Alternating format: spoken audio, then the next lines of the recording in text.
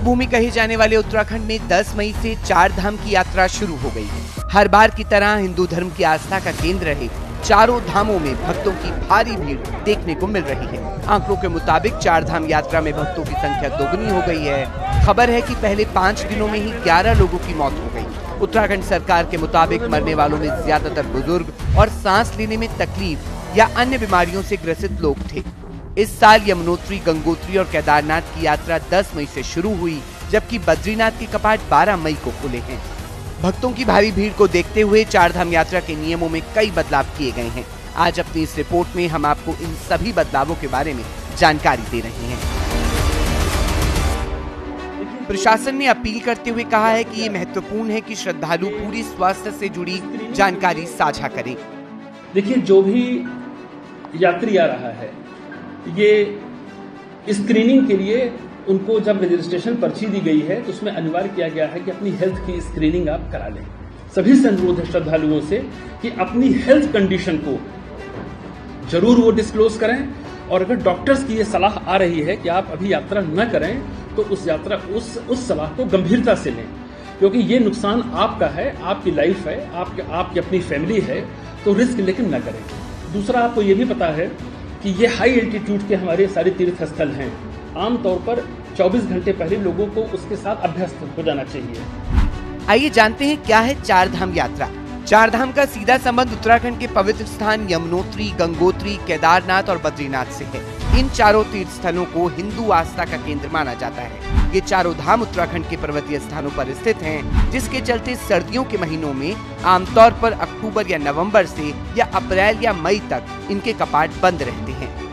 उत्तराखंड सरकार के मुताबिक अभी तक 2,70,000 से अधिक श्रद्धालु 4 धाम के दर्शन कर चुके हैं।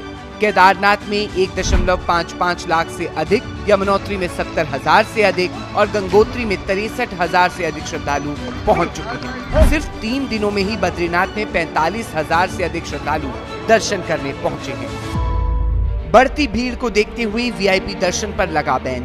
4 धाम यात्रा में लगातार बढ़ती हुई भीड़ को देखते हुए सरकार ने 31 मई 2024 तक 4 धाम यात्रा में वीआईपी दर्शन पर रोक लगा दी है। इसका मकसद ये है कि सभी श्रद्धालुओं को आसानी से दर्शन हो सके। वीडियोग्राफी पर लगा बैन।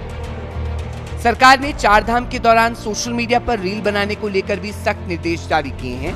मुख्य सचिव राधा रतूरी ने चारों धामों के मंदिर परिसरों के 50 मीटर के दायरे में वीडियोग्राफी और सोशल मीडिया रील्स बनाने पर रोक लगा दी है। इसके अलावा मंदिर परिसर के 200 मीटर के दायरे में मोबाइल फोन के प्रयोग को भी बैन कर दिया गया है।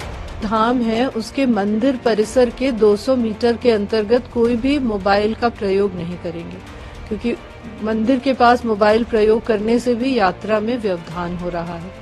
ये भी निर्देश बहुत सख्ती से इनका पालन किया जाएगा। सभी पुलिस अधिकारियों को, सभी जिलाधिकारियों को ये निर्देश दे दिए गए हैं कि सख्ती से यात्रा को सुरक्षित तरीके से चलाएं, और जितने भी यात्रा के पड़ाव हैं वहां पे सुनिश्चित किया जाएगा कि यात्रियों को पेयजल की, शौचालय की, भोजन इत्यादि की अच्छी व्यवस्था मिले, जिससे कोई भी यात्री परेशान न हो।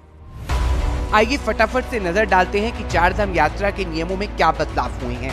श्रद्धालुओं को बिना रजिस्ट्रेशन के उत्तराखंड नहीं आने की अपील की गई है। बिना रजिस्ट्रेशन वाले यात्रियों को ले जाने वाले वाहनों के परमिट को भी सीधा रद्द किया जाएगा।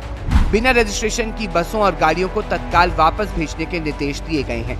हरिद्वार और ऋषिकेश सेंटर में ऑफलाइन रजिस्ट्रेशन की सुविधा सुबह 7 बजे से शाम 7 बजे तक की दी गई है। इसके अलावा हरिद्वार में ऋषिकुल ग्राउंड में निःशुल्क रजिस्ट्रेशन सेंटर भी बनाया गया है।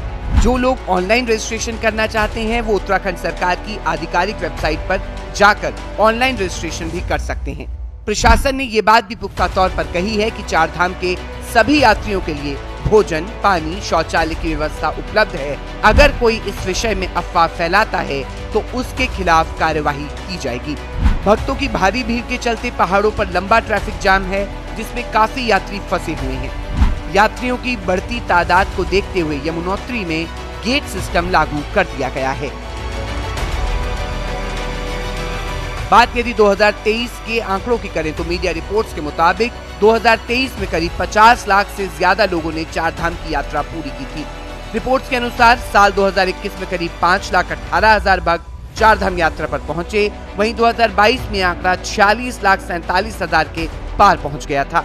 वहीं साल 2023 में 16 अक्टूबर तक ये आंकड़ा 50 लाख पार कर गया था। चारधाम यात्रा पूरी तरह से सामान्य हो गई है।